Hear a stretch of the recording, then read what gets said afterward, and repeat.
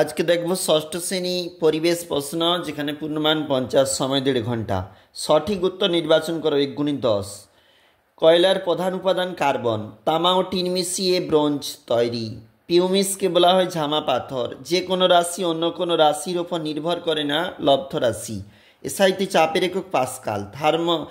তাপমাত্রা মাপার যে যন্ত্রে থার্মোমিটার। লিন্ডেম্যানের 10% সূত্র অনুসারে প্রত্যেক টপি স্তরের যত শতাংশ শক্তি সঞ্চয় বা এখানে পরবর্তী স্তরে প্রবেশ করে তা হলো 10%।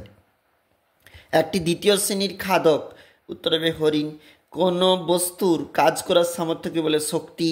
বায়ুর চাপ মাপার যন্ত্র ব্যারোমিটার। পরেরটাও দেখবে অবশ্যই। চলে যাচ্ছি 2 নম্বর পেজ।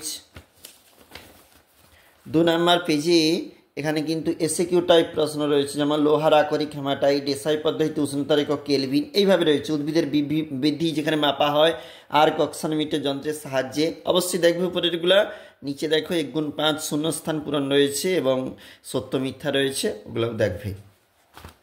এটা পরবর্তী পেজ, যেখানে 2 × 5 রয়েছে, 2 নাম্বার করে রয়েছে, 5টি করতে হবে। নিচে জীবনবিজ্ঞান থাকতে রক্ত জমাট বাঁধতে সাহায্য করে অনুচক্রিকা।